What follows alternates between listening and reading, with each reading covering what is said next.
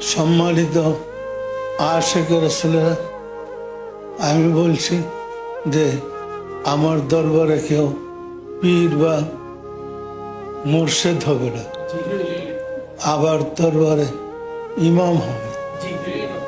রাসূল সাল্লাল্লাহু আলাইহি ওয়াসাল্লামের পরে যেমন খোলাফায়ে রাশিদিন ওনারা ইমাম হিসাবে রাসূলের ধর্মটাকে এগিয়ে নিচ্ছে, আমাদের এটা যেহেতু মুহাম্মদ ইসলাম, আমাদের এখানে পীর হবে না।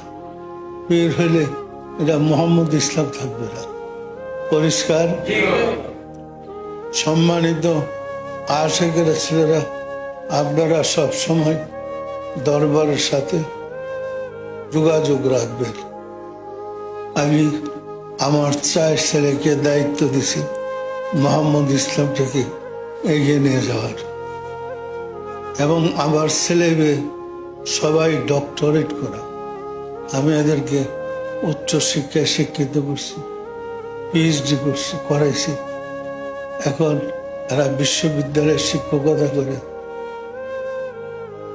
সুতরাং মহব্বতের সাথে তরিকার কাজ করবেন আর দরবারের সাথে যোগাযোগ করবেন।